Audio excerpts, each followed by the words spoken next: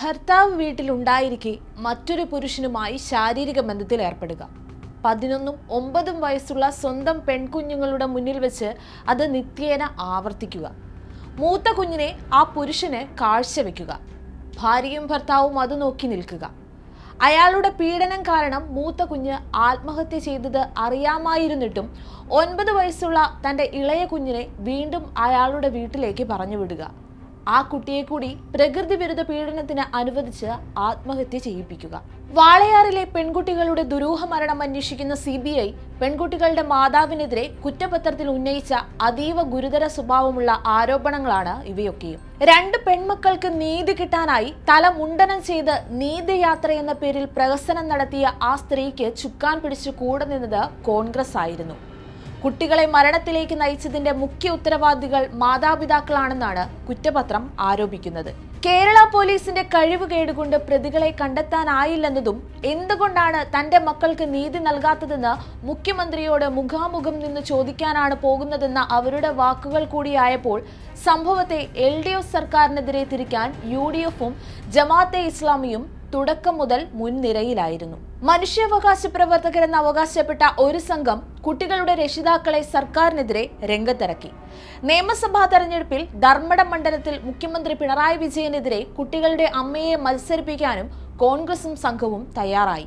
തെരഞ്ഞെടുപ്പ് ചിഹ്നമായി നൽകിയത് കുഞ്ഞുടുപ്പും. അവരെ ഏത് രീതിയിൽ മുതലെടുക്കണമെന്ന് കോൺഗ്രസ് കൂട്ടർക്ക് വ്യക്തമായി അറിയാമായിരുന്നു.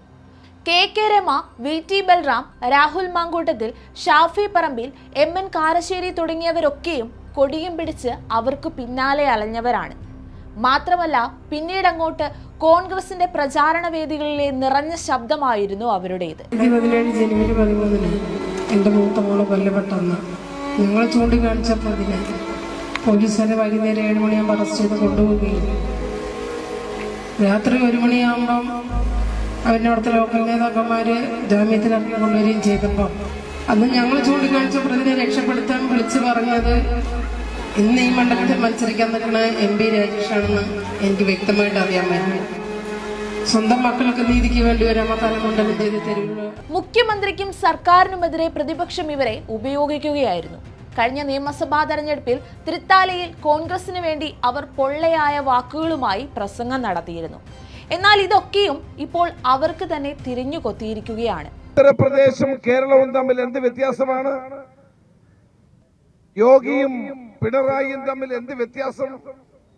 പട്ടികജാതി കുടുംബത്തിൽപ്പെട്ട എവർക്കുണ്ടായ ദുര്യോഗം, അവരുടെ കണ്ണുനീർ കേരളത്തിന്റെ കണ്ണുനീരാണ്. അവരുടെ വേദന കേരളത്തിന്റെ വേദനയാണ്. 2017 ജനുവരി 13-നും മാർച്ച് 4-നുമാണ് 13ഉം 9ഉം വയസ്സുള്ള സഹോദരിമാരെ വീടിനുള്ളിൽ തൂങ്ങി മരിച്ച നിലയിൽ കണ്ടെത്തുന്നത്. പോസ്റ്റ്മോർട്ടം റിപ്പോർട്ടിൽ ഇവർ ലൈംഗികമായി പീഡിപ്പിക്കപ്പെട്ടതായി കണ്ടതോടെ ASP G പൂങ്കുഴലിയുടെ നേതൃത്വത്തിൽ പ്രത്യേക അന്വേഷണ സംഘം രൂപീകരിച്ചു. മൂത്ത സഹോദരിയുടെ മരണത്തിലെ ഏക ദൃക്സാക്ഷിയായിരുന്നു 9-കാരി. പിന്നീട് Thrissur range IG MR Ajith Kumar, ഉത്തരമേഖല DGP രാജേഷ് ദിവാൻ എന്നിവരെയും അന്വേഷണത്തിന് ചുമതലപ്പെടുത്തി. പ്രാഥമിക അന്വേഷണത്തിൽ വീഴ്ച വരുത്തിയ വാളയാർ SI PC ചാക്കോയെ സസ്പെൻഡ് ചെയ്തു. തുടരന്വേഷണം നാർക്കോട്ടിക് സെൽ DYSP ആയിരുന്ന MJ സോജനെ ഏൽപ്പിച്ചു. മാർച്ചിൽ തന്നെ പ്രായപൂർത്തിയാകാത്ത ഒരാളും ബന്ധുക്കളും ഉൾപ്പെടെ 5 പ്രതികളെ അറസ്റ്റ് ചെയ്തു. 2.5 വർഷത്തെ വിചാരണയ്ക്ക് ശേഷം പാലക്കാട് പോക്സോ കോടതി പ്രതികളെ വെറുതെ വിട്ടു. പിന്നീട് കേസ് നടത്തിപ്പ്, പ്രോസിക്യൂഷൻ വീഴ്ച എന്നിവ അന്വേഷിക്കാൻ റിട്ടയർഡ് ജില്ലാ ജഡ്ജി PK ഹനീഫയെ കമ്മീഷനായി സംസ്ഥാന സർക്കാർ നിയോഗിച്ചു. പ്രോസിക്യൂഷന് വീഴ്ചയെന്ന് കമ്മീഷന് സർക്കാർ റിപ്പോർട്ട് നൽകി.